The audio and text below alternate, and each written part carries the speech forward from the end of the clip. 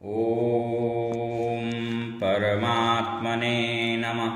हरि ओम तत्सत्। हरि ओम तत्सत्। हरि ओम तत्सत्। कल के क्रम को आगे बढ़ाते हुए हम बात करते हैं यज्ञों की दार्शनिक और सामाजिक पृष्ठभूमि क्या है, यज्ञों की उपयोगिता उपादेयता क्या है, वैदिक मंत्र ऋचाएँ कैसे विज्ञान सम्मत हैं, कुछ इस पर हम लोग बात विमर्श करें। यज्ञ शब्द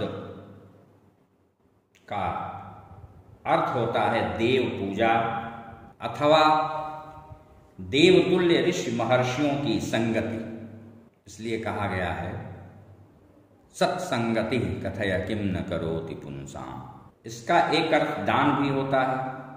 आशयतः जिस पद्धत प्रक्रिया विशेष के द्वारा देवार्चन हो और वैदिक ब्राह्मणों के द्वारा या वेदाध्यायी बटकों के द्वारा, जजमान के द्वारा जो बृहद स्तर पर अनुष्ठित हो वही यज्ञ है। दूसरे शब्दों में धर्म, देश और मानवता, साधुता की मान मर्यादा, रक्षार्थ, हितार्थ महापुरुषों को, तपस्वी जनों को एकत्रित करने की सात्विक प्रक्रिया का नाम भी यज्ञ है। यज्ञ सर्वभूत हितार्थ होता है, विश्व कल्याणार्थ होता है। सर्वभूत हिते रतः सर्वे भवन्तु सुखिनः, इस भावना से वो तत्प्रोत होकर के किया जाता है।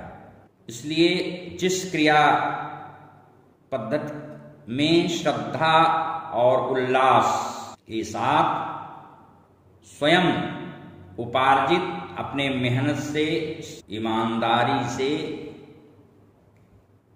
जो धन कमाया गया है उसका कुछ अंश परहित सेवा, पूजन, हवन में उसका जब विनियोग किया जाता है, उसको विन्यस्त किया जाता है, तो वह भी यज्ञ होता है। यज्ञ दो प्रकार के होते हैं, एक श्रौत और दूसरा स्मार्त।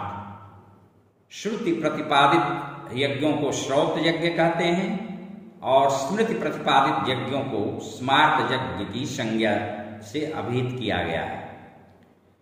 श्रौत यज्ञों में मात्र वेद विहित मंत्रों का प्रयोग होता है। स्मार्त यज्ञों में वैदिक, पौराणिक, तांत्रिक मंत्रों का संवेद प्रयोग होता है, संयुक्त प्रयोग होता है।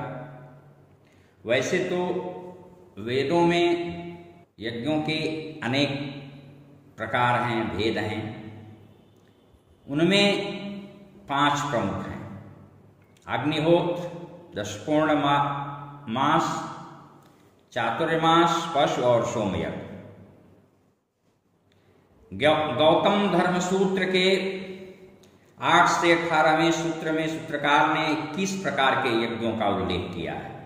वर्तमान युग में श्रौत यज्ञ कम हो रहे हैं, अप्रचलित जैसा होता जा रहा है। फिर भी दक्षिण भारत की संस्कृति, परंपरा, सभ्यता, संस्कार में अभी भी वेदविदों की, श्रौत यज्ञानुचरों की बहुलता है। वहां आज भी इसका स्वस्थ और शुद्ध स्वरूप सम्यक रूप से सुरक्षित है। गृहसूत्रों और धर्मसूत्रों में पंचमहायज्ञों का प्रभुत वर्णन, पर्याप्त वर्णन आपको प्राप्त होता है। वही उसे ही नित्य कर्म के रूप में विशेष रूप से मान्यता दी गई है। ब्रह्म यज्ञ, पितृयज्ञ, देव यज्ञ, भूत यज्ञ और मनुष्य यज्ञ। इसे ही मनुस्मृति के तीसरे अध्याय में पंच महायज्ञ कहा गया है, जो जनमानस में, जनजीवन में अधिक प्रचलित है। यज्ञ सात्विक, राजस और तामस, ये 3 प्रकार के होते हैं। गीता के 17वें अध्याय के श्लोक 11 से 13 तक में यज्ञों के विभाजन की सुंदर व्याख्या की गई है। यो यज्ञ निष्काम भाव से किया जाता है, उसे हम सात्विक यज्ञ कहते हैं। यो यज्ञ सकाम अर्थात किसी फलेच्छा से किया जाए, वह राजसिक यज्ञ है। और जो यज्ञ सात्विकता विहीन हो, वह तामस यज्ञ है। और क्रमशः सात्विक अतिश्रेष्ठ, राजस मध्यम और तामस अधम माना गया है। गीता में सात्विक यज्ञ पर सविशेष बल दिया गया है। लोकहितार्थ यह अत्यावश्यक होता है। कुछ नित्य और कुछ नैमित्तिक, कुछ काम्य, इस प्रकार से भी यज्ञ होते हैं। नैमित्तिक और काम्य यज्ञों को करना न करना स्वेच्छा पर आधारित है, किंतु नित्य यज्ञ अनिवार्य रूप से किए ही जाने चाहिए। पंच महायज्ञ नित्य यज्ञ है। चूंकि ऐसी मान्यता है कि सभी घरों में चूल्हा, चक्की, झाड़ू, ओखली, जलपात और चलने फिरने से सबसे कुछ न कुछ सूक्ष्म जीवों की अनायास हिंसा हो ही जाया करती है, और उसका भी कुफल मिलता है। उसी से मुक्ति के लिए पंच महायज्ञ नित्य करने का विधान है। मनुस्मृति, ब्राह्मण ग्रंथ, आरण्यक ग्रंथ, गृह्य सूत्र, स्मृति पुराण, महाभारत, गीता आदि ग्रंथों में पंच महायज्ञ का और बलि वैश्व देव यज्ञ की महिमा का और विधि विधा का आपको पर्याप्त वर्णन मिलेगा। अब आते हैं हम वेदों पर। वेद के 3 विभाग किए गए हैं, कर्मकांड, उपासना कांड और ज्ञान कांड। यज्ञादिक कार्य जो हम संपादित करते हैं, वह कर्मकांड के अंतर्गत आता है।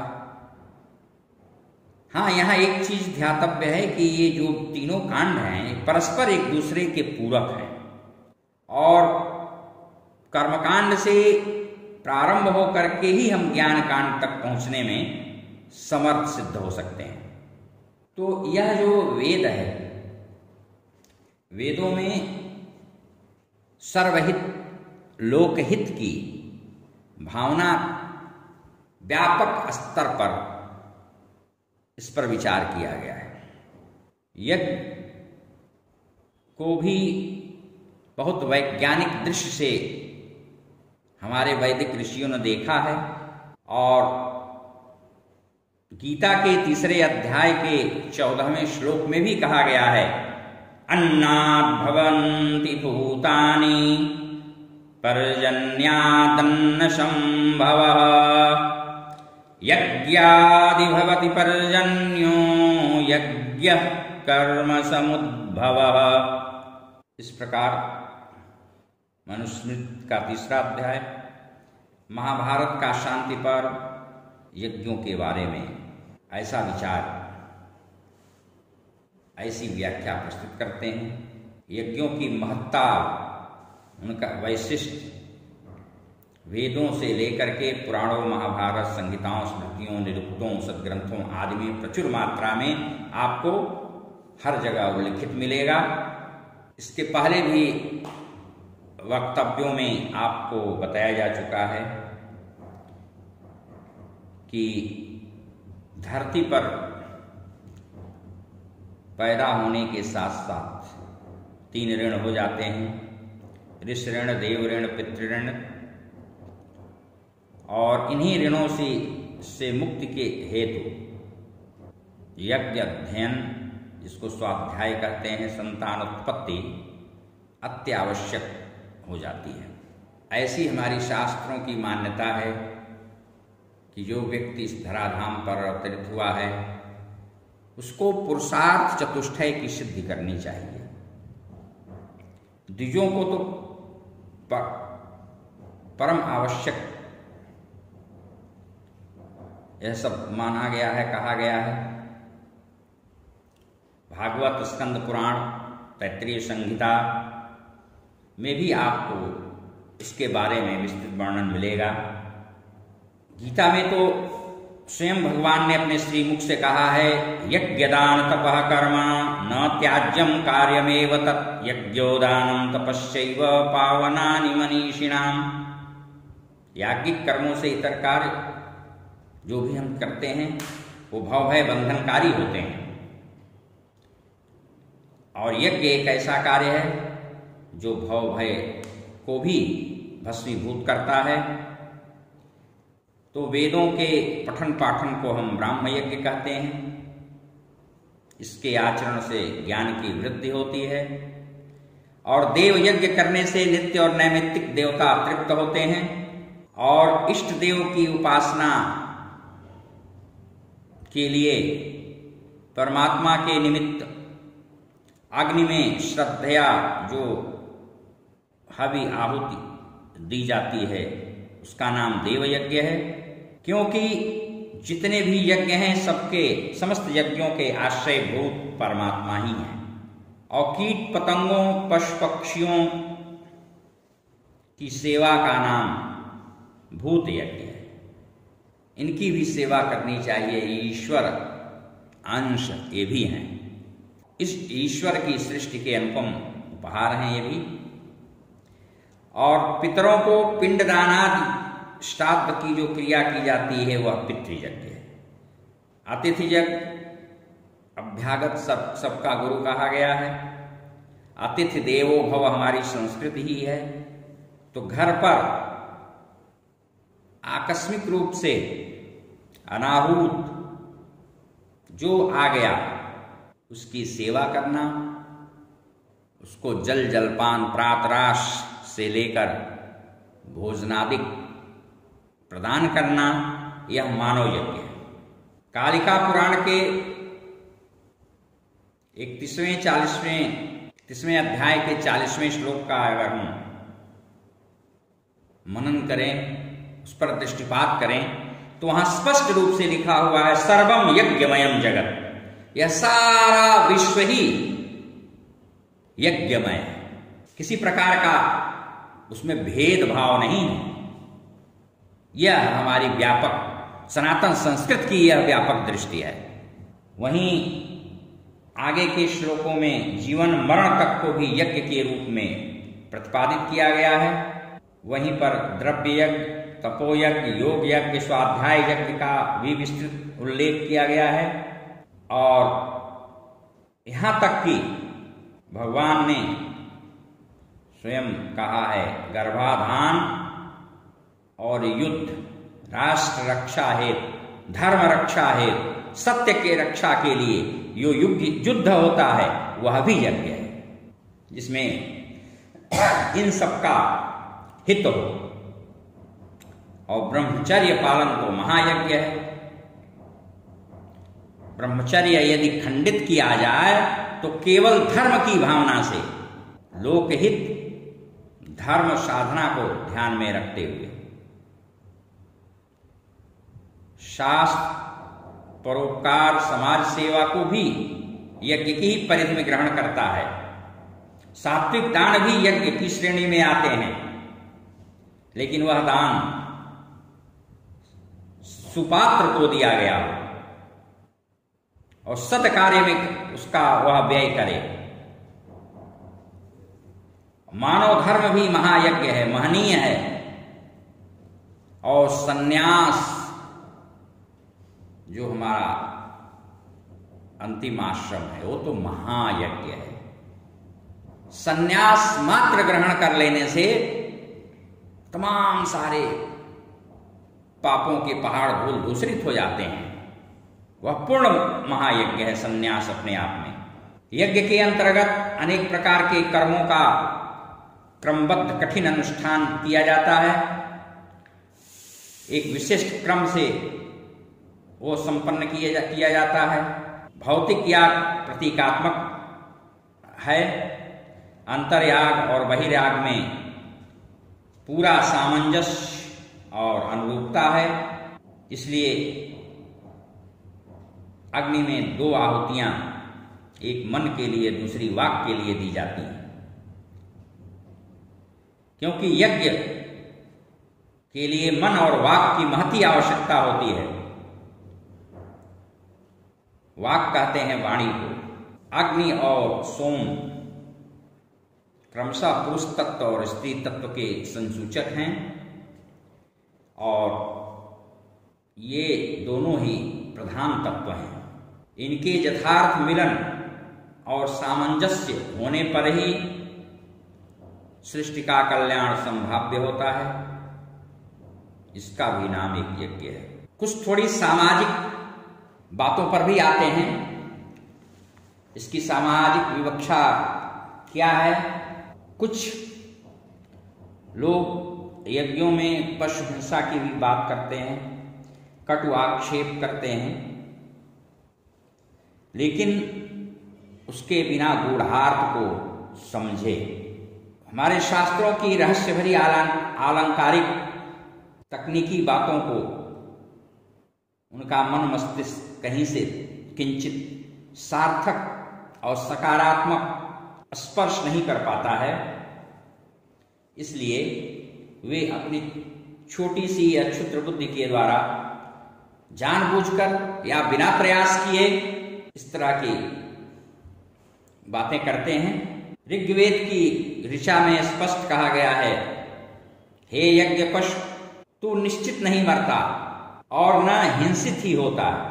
अंततः देवयान मार्ग के द्वारा तू देवत्व को प्राप्त हो जाता है। गीता का श्लोक तो सर्वविदित है, सब जानते हैं। वासांसि जीर्णानि यथा विहाय न हन्यते हन्यमाने शरीरे। आत्मा अजर है, अमर है, अवध्य है। पशु जीव को भी कहते हैं, इसीलिए पशु नाम पति पशुपति, जो जीवों का स्वामी है, पति है, मालिक है, वह पशुपति है। तो रण क्षेत्र में देश रक्षकों के प्राणों की आहुति जो होती है, उसमें देश रक्षा, समाज रक्षा, अपने धर्म रक्षा का भाव सन्निहित रहता है। वह भी शास्त्रानुमोदित यज्ञ है। और श्री कृष्ण ने गीता में युद्ध यज्ञ को भी प्रतिपादित किया है। परोपकार, देश, जैसा मैं पूर्व कह चुका हूं, धर्म, मानवता, करुणा, इन सब की रक्षा के लिए किया जाने वाला यज्ञ हिंसा वह हिंसा नहीं है। इसलिए कहा गया है वैदिकी हिंसा हिंसा न भवति। वेद जो प्रतिपादन करता है वो देवत्व का प्रतिपादन करता है, मानवता का प्रतिपादन करता है, सत्य का प्रतिपादन करता है, धर्म का प्रतिपादन करता है, करुणा का प्रतिपादन करता है, मनुष्यता का प्रतिपादन करता है। देश, राष्ट्र, समाज सबके रक्षा का, संवर्धन का, परिपोषण का, यहां तक कि जीव जंतु पशु पक्षी जो भी हैं सबकी रक्षा का प्रतिपादन करता है। गुरु गोविंद सिंह जी ने तो धर्म रक्षा यज्ञ में स्वयं के अपने 4 पुत्रों की बलि चढ़ा दी थी। सबको यह कथा विदित है, मालूम है।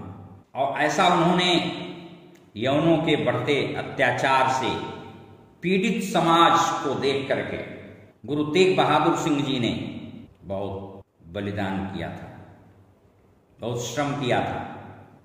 इसलिए यह सब हिंसा की कोट में नहीं आता और वह सूक्ति लागू होती है, वैदिकी हिंसा हिंसा न भवति। कतिपय लोग गोमेध, अश्वमेध या नरमेध का अर्थ हिंसा मूलक लगाते हैं, हिंसात्मक लगाते हैं, लेकिन ऐसा नहीं है। वस्तुतः हमारे शास्त्रों में यज्ञ का एक नाम अध्वर है, जिसमें ध्वर हिंसा न हो उसे अध्वर कहते हैं। और यहाँ तक कि हमारे यहाँ जो यज्ञादि में कुंड बनाए जाते हैं उसमें मेखला इत्यादि का निर्माण किया जाता है, इसलिए कि छोटे छोटे जीव जंतु इस मेखला से चढ़ करके कहीं यज्ञ कुंड में न चले जाएं, यह मेखला उनको अवरोधित करे। और फिर वहां हिंसा की बात कैसे हो सकती है? यज्ञोपयोगी जो तत्व होते हैं उनका नाम मेद है, और जिस यजन में उनका विनियोग हो वह सब यज्ञ है। अश्वमेध यज्ञ से इतर गोमेध का भी वर्णन है, जबकि गाय हमारी पूज्य भी बताई गई हैं। 33 कोट उनके देवताओं का उनके शरीर में वास बताया गया है, उनका पूजन हम करते हैं। और उनके जो अपशब्द पदार्थ विज्ञान की भाषा में कह लें, गोमूत्र, गोबर, गोदुग्ध, गोघृत, गोदधि, वह सब बिना ग्रहण किए हमारे यहाँ शारीरिक शुद्धि ही नहीं मानी जाती है। पूजन लायक जजमान या पूजक माना ही नहीं जाता, और पवित्र ही नहीं माना जाता। फिर वहाँ गोवध या गोमेध ऐसा कैसे हो सकता है? ऐसा संभव नहीं। नरमेध धर्म रक्षा हेतु, इसका आशय यह थोड़े न है कि नरमेध का मतलब कि मनुष्य बलि। यज्ञों में पशु बलि, मनुष्य बलि, हर जगह ऐसा अर्थ ग्रहण किया जाना उचित नहीं है। सर्वमेध, नरमेध शब्द का प्रयोग आपको मिलता है, और ऐसा इसलिए ये मिलता है कि सभी व्यक्ति विशेष जुट करके उसमें से एक को अपना अगुआ बना करके धर्म रक्षा मनुष्यों के नेतृत्व में जो यज्ञ संपादित किया जाए। इसका आशय यह नहीं है कि पशुमेध का मतलब कि ब्रह्मांड के सभी पशुओं का वध कर दिया जाए, पशु बलि दे दी जाए। अगर ऐसा होता तो हमारे यहाँ श्राद्ध में नारायण बलि का विधान है। विशेष करके जिनकी अकाल मौत हो गई रहती है उनके लिए यह कर्म अनुष्ठेय होता है, उनकी उद्धार के लिए, पूर्णता के लिए। तो अब नारायण बलि का क्या अर्थ लेंगे? नारायण तो भगवान को कहते हैं, तो भगवान का वध तो ऐसा तो अपेक्षित नहीं है। उसी तरह से गोमय शब्दों की भात नरमय इत्यादि नहीं कहा जा सकता। मेध शब्द का अर्थ भिन्न भिन्न प्रसंगों में भिन्न भिन्न भी हो जाता है, और इसके लिए बहुत गहन विवक्षा, सोच, पांडित्य की जरूरत पड़ती है। इसलिए सत्संगत की आवश्यकता होती है, शास्त्रों के गहन अनुशीलन की आवश्यकता है। इस संदर्भ में शास्त्रार्थ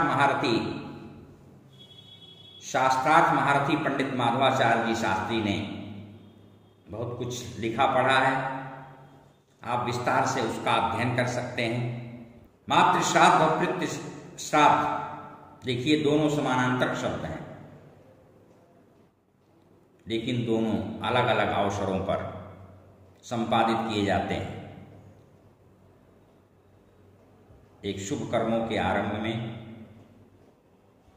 और दूसरा शुभ कर्मों में त्याज्य माना जाता है। तो यज्ञों में इस प्रकार से अनेक प्रकार की संविधाओं का भी हम उपयोग करते हैं, हवन में, आहुति में, और वो संविधाएं स्वास्थ्यवर्धक होती हैं और वृष्टिकारक होती हैं। अब शेष बातें इस विषय में फिर विस्तार के साथ